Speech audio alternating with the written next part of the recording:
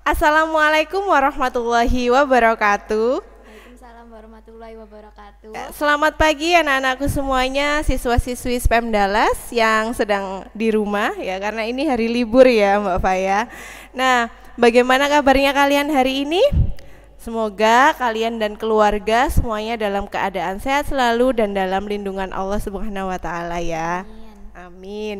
Nah, kembali lagi dalam acara konseling santai SPM Dallas. Nah, untuk tema kita hari ini adalah kita akan membahas mengenai kemerdekaan versi remaja, karena ini kan masih dalam nuansa kemerdekaan ya Mbak Faya ya, masih banyak bendera-bendera merah putih yang bisa kita lihat di sekitar rumah kita. Nah, untuk kali ini saya akan ditemani oleh teman kita yang saya yakin kalian semua sudah tidak asing lagi, yaitu dengan Mbak Faya Najwatus Silma, kelas 9 Do. Gimana kabarnya Mbak Faya? Alhamdulillah baik, Bu. Alhamdulillah baik ya. Nah, Mbak Faya ini ya termasuk remaja yang aktif. Ya, siswa yang aktif. Dia juga aktif di IPM ya. Kemudian juga beberapa kali juga mengikuti lomba seperti itu ya. Jadi saya menghadirkan Mbak Faya ini nanti biar bisa sharing-sharing gitu kan mengenai remaja Indonesia yang diharapkan itu seperti apa sih, terutama dalam mengisi kemerdekaan ini. Seperti itu ya Mbak Faya ya. Oke, nah bagi kalian di rumah juga kalian bisa ikut untuk menyumbangkan pendapat kalian ya melalui kolom komentar yang ada di bawah seperti itu. Oke, tanpa membuang-buang waktu, mari kita langsung saja dalam pembahasan kita. Saya mau bertanya kepada Mbak Faya dulu. Oke Mbak Faya, gimana kemarin tanggal 17 Agustus? Ya di dalam rumah aja sambil ngeliat live streaming upacara yang di Semamio. Oke. Terus komen absen. Komen absen gitu ya. Ya meskipun tetap ada di rumah, tapi semangat kita dalam menyambut kemerdekaan itu tidak boleh hilang seperti itu kan. Gimana kondisi lingkungan rumah? Apakah sepi-sepi saja karena tidak ada lomba-lomba?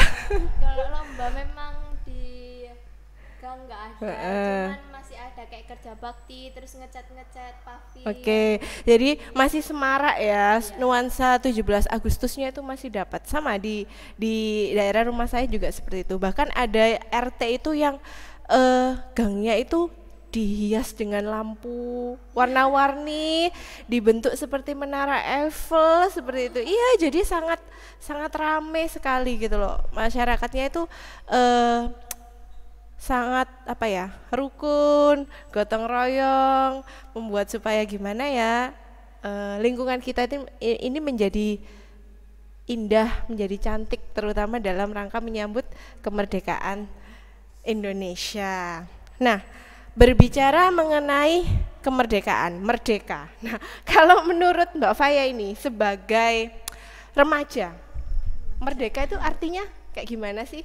Merdeka sebagai remaja kan kita pelajar ya. Nah, menurut saya sendiri merdeka itu dalam artian kita menjalankan kewajiban kita, yaitu sebagai pelajar ya, kita kewajiban kita untuk belajar dengan rajin, giat gitu. Tapi kita juga mendapatkan hak kita. Nah, haknya apa sih pelajar itu? Ya mendapatkan pendidikan yang layak, pendidikan yang baik gitu. Baik ya. Tanpa adanya diskriminasi. Tanpa adanya ketidakadilan. Kalau misalnya dulu zamannya R.A. Kartini, ya Ibu kita Kartini, ini tuh perempuan tidak diizinkan untuk belajar. Yang diizinkan untuk belajar hanya laki-laki. Kemudian ada banyak ketika kita di Indonesia dalam kondisi sedang dijajah oleh negara lain, banyak hak-haknya masyarakat Indonesia itu yang tidak didapatkan. Seperti itu kan ya, salah satunya ya itu tadi yang pendidikan, hak untuk memperoleh pendidikan, hak untuk memperoleh penghidupan yang layak. Misalnya ya, ketika kita belajar dulu sejarah kan ada yang namanya sistem tanam paksa, itu kemudian masyarakat itu dipaksa untuk menanam tanaman-tanaman tertentu yang diwajibkan oleh pemerintah Belanda seperti itu ya. Banyak hal-hal yang tidak menyenangkan gitu ya ketika kita dijajah seperti itu. Indonesia sendiri sengsara. Nah betul, membuat masyarakat Indonesia sendiri itu sengsara, padahal ini negaranya siapa gitu kan ya, ini tanahnya siapa ya, ini kan negaranya rakyat Indonesia. Nah oke, kalau saya menambahkan ya, jadi kalau ketika zaman dulu ketika Indonesia dijajah itu kan memang rakyat Indonesia banyak yang tidak mendapatkan hak-haknya ya, kehidupannya mereka dibatasi, tidak bebas. Nah seperti itu memang, kalau mungkin arti sederhananya merdeka berarti kita sudah bebas.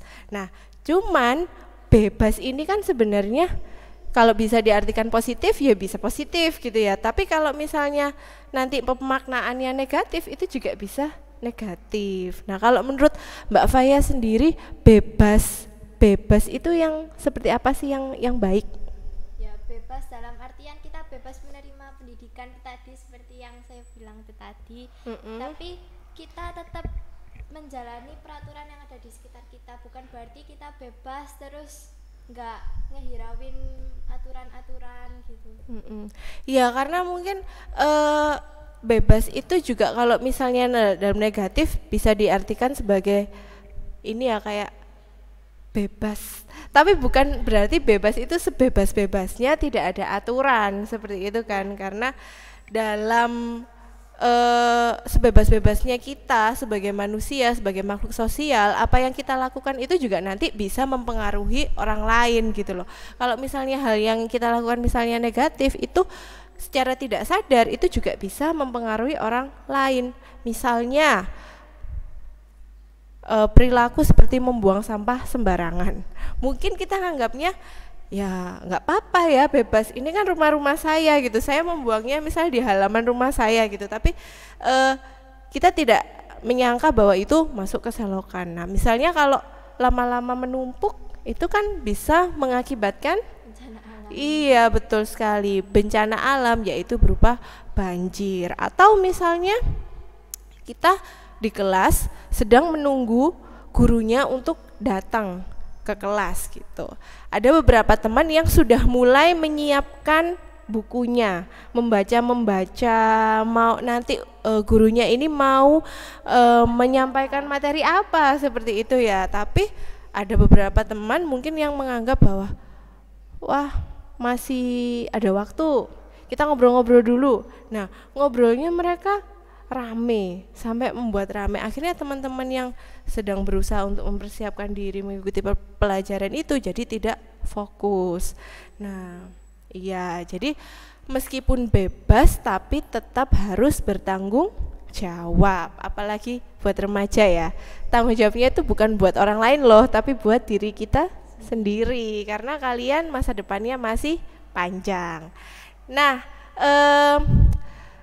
obrolan kita mengenai kemerdekaan dalam versi remaja masih panjang, jadi kalian jangan kemana-mana, tetap stay tune di channel Spam Dallas TV ya. Setelah pariwara berikut ini kami akan kembali.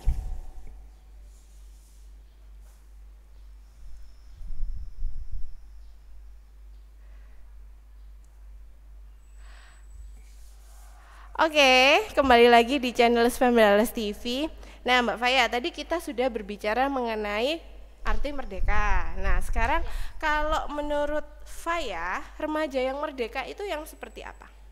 Kalau menurut saya sendiri, nggak tahu menurut teman-teman di rumah seperti apa ya. Iya. Remaja yang merdeka itu remaja yang bisa mencurahkan ide-idenya, mencurahkan pendapat-pendapatnya secara bebas tapi masih dalam konteks yang baik. Terus juga remaja yang mendapatkan pendidikan yang layak seperti yang tadi sudah dibahas. Contohnya kita kan di dalam pandemi kayak gini, kita harus di rumah aja. Nah kita masih tetap bisa belajar menggunakan daring gitu. Ya, berarti remaja yang yang apa namanya tetap bisa mendapatkan hak-haknya, namun tetap dalam apa ya? Ya itu tadi tidak sebebas-bebasnya seperti itu ya, masih melakukan sesuatu itu sesuai dengan peraturan yang berlaku. Jangan sampai apa yang kita lakukan itu bisa mengganggu orang lain atau malah mengurangi hak orang lain.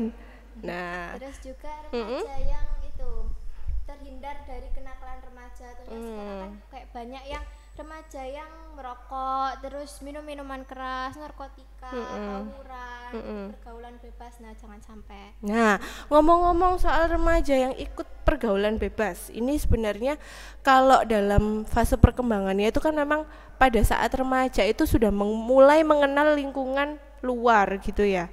Nah, kalau misalnya remaja itu tidak memiliki pengetahuan yang cukup tentang hal-hal yang baik, hal-hal yang tidak baik itu apa, nah mereka itu bisa mudah terbawa arus seperti itu.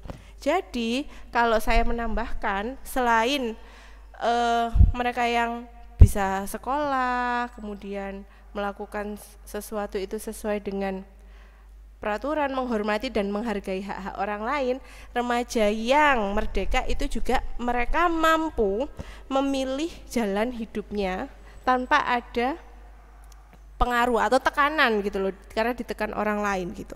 Karena banyak kan teman-teman kita tuh yang misalnya kalau ditanyain cita-citanya apa, nah itu saya masih bingung Bu gitu. Atau misalnya kakak kelas 9, kamu nanti kalau SMA mau masuk jurusan IPA atau IPS, nah masih bingung. Kalau Mbak Faya sendiri sudah menentukan? Kalau untuk ke jenjang SMA-nya udah menentukan. Oke, mau kemana? IPA. Oh, mau ke IPA. Cita-citanya mau jadi apa? Mau jadi dokter. Oke, amin ya. Semoga nanti Faya bisa meraih cita-citanya sebagai dokter, dan teman-teman di rumah juga sama bisa meraih cita-cita kalian semuanya. Nah, remaja yang merdeka itu juga mereka bisa menentukan mau kemana, mau memiliki cita-cita itu sebagai apa, tahu apa yang baik dan yang tidak baik untuk dirinya, seperti itu. Nah, Mbak Faya, saya mau menanyakan ini. Pasti pernah dengar kan yang namanya bucin? Ya, pasti pernah dengar ya, bucin. Bucin itu adalah kepanjangan dari iya, budak cinta. Nah, sekarang kan lagi sering ya kita mendengar wah bucin-bucin seperti itu. Nah, menurut kamu sendiri bucin itu kayak gimana?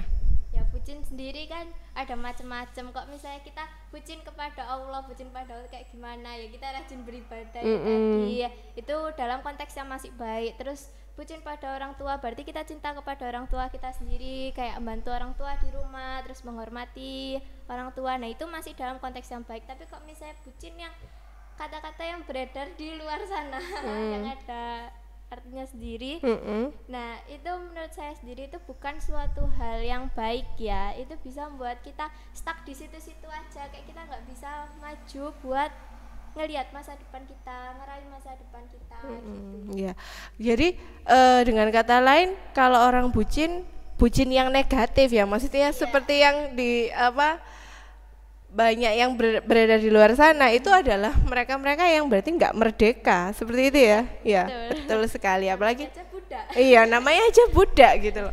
Namanya adalah budak cinta, berarti tidak merdeka. Memang sayang sekali gitu ya.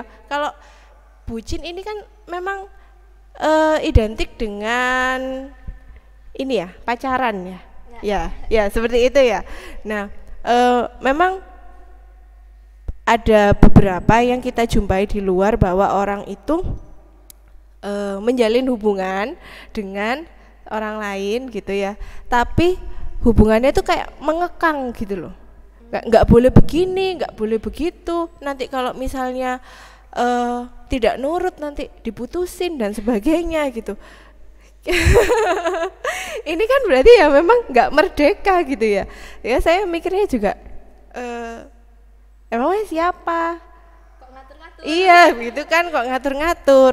Nah, hubungan yang seperti ini itu kalau kalau sudah mengarah seperti itu namanya bukan hubungan yang sehat ya, tapi kalau istilahnya adalah hubungan yang toxic relationship gitu. Nah, kita sebagai masyarakat orang yang merdeka gitu loh, remaja masa iya ya mau diberlakukan seperti itu gitu. Padahal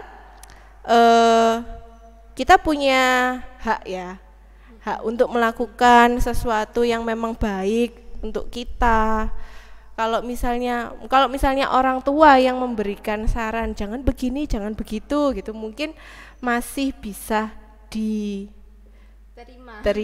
gitu ya. Tapi kalau misalnya ini adalah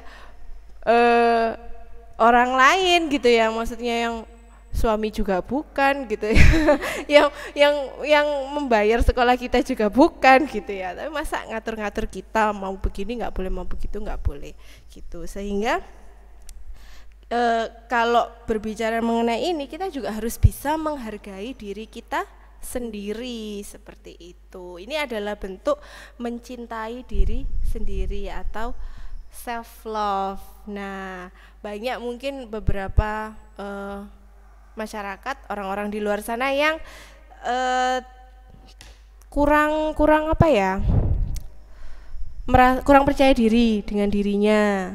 Mungkin teman-teman juga ada yang seperti itu ya, ketika diminta untuk bicara di depan kultum misalnya, itu sukanya membaca terus, nggak berani melihat penontonnya. Ya, kita harus menghargai apapun yang kita miliki. Dengan kayak gitu nanti kita bisa mengembangkan kemampuan yang kita punya, seperti itu. Nah, tapi ada juga nih orang-orang yang misalnya pacaran itu dengan alasan bahwa supaya lebih termotivasi, supaya lebih semangat belajarnya. Nah, kalau menurut Faya sendiri gimana? Ya nggak tahu. Ya nggak tahu, pemikiran orang mungkin berbeda-beda ya, tapi ya saya sendiri nggak pernah kayak berhubungan kayak gitu, itu nggak pernah ya. Teman-teman juga nggak ada ya? Nggak ada ya, nggak tahu juga ya. Oke, semoga tidak ada ya. Dipikir secara logika buat memotivasi diri sendiri, sedangkan kalau misalnya kita berhubungan kayak gitu kan ya kita pasti lebih fokus ke hubungan itu tadi gitu. Kayak nggak bisa fokus ke satu hal itu tadi, satu hal yang kita raih, yaitu impian kita besok gitu. Dan terutamanya gini, kalau misalnya yang membuat kita semangat belajar itu karena pacar misalnya, nanti kalau misalnya putus gimana? Malah tambah. Nah, malah jadi tidak semangat seperti itu. Nah, kita nggak boleh seperti itu ya. Kita sebagai remaja itu masa depannya masih panjang. Coba selesaikan dulu hal-hal yang penting buat kita. Saya nggak termasuk ya. Buat kalian, buat Faya dan teman-teman, selesaikan dulu. Kalau misalnya ini adalah fasenya kalian untuk memikirkan mengenai masa depan, merancang masa depan, nanti mau jadi apa, cita-citanya apa, mau sekolah di mana, itu diselesaikan dulu ya. Fokus pada hal-hal yang penting untuk masa depan kita, karena masa depan kita masih panjang, seperti itu. Nah, ini remaja ini kan sebagai pewaris negara Indonesia, betul kan? Iya, ya. Nanti kepada siapa lagi ya kalau diwariskan kalau bukan kepada generasi-generasi muda ini. Nah, ini kan sekarang sedang eranya digital ya, Faya ya. Semua hal itu apalagi contoh nyatanya tuh saat pandemi seperti ini gitu. Kita yang biasanya itu datang ke sekolah belajar, mendengarkan gurunya mengajar, guru pun juga seperti itu, biasanya ke sekolah menyampaikan materi itu dengan metode menerangkan di depan di papan tulis atau presentasi atau meminta siswa untuk melakukan diskusi dan sebagainya. Nah, ini dengan kondisi seperti ini dipaksa nggak bisa melakukan itu gitu, nggak bisa melakukan hal-hal yang sudah biasanya dilakukan. Nah ini kan banyak tantangan-tantangannya gitu ya, di zaman yang sekarang era milenial ini kan banyak tantangannya, kemajuan teknologinya semakin pesat. Kalau menurut Faya sendiri, kemampuan apa sih yang harus dimiliki oleh remaja?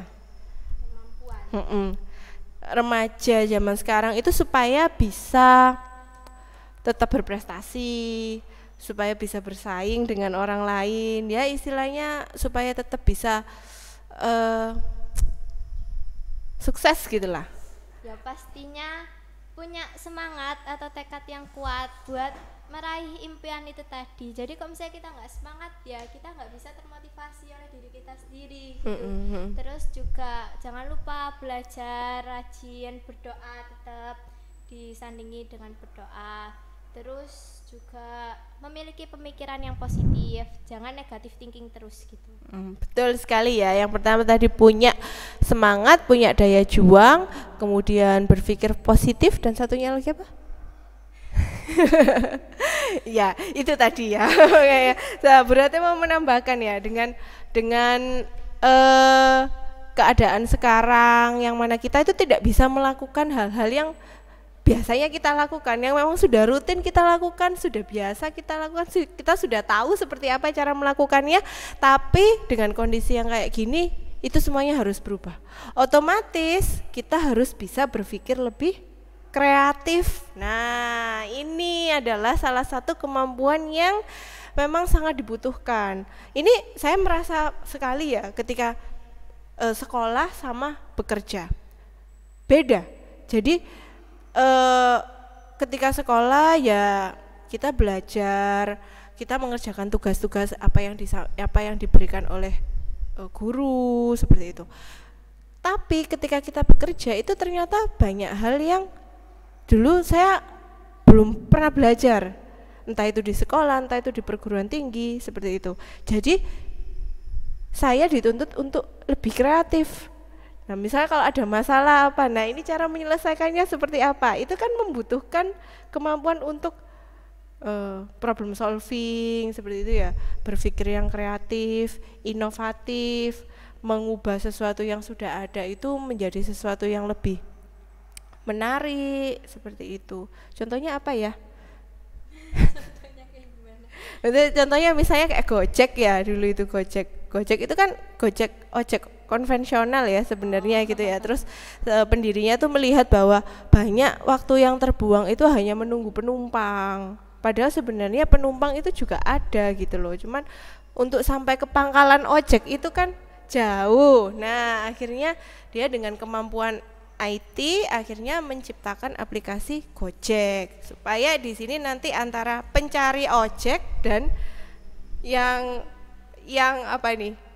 Penyedia jasa ojek ya, driver ojeknya itu bisa ketemu seperti itu. Ini kan salah satu pemikiran yang kreatif ya, inovatif seperti itu. Terus apalagi ya, banyak yang ada di sekitar kita. Oh ya mungkin vlog. Nah ya kan banyak sekali gitu kan ya, banyak sekali sekarang yang cita-citanya itu menjadi YouTuber yang dulu itu nggak ada seperti itu. Nah ngomong-ngomong soal cita-cita, nah ini kan kadang ada perbedaan pendapat antara anak dengan orang tua.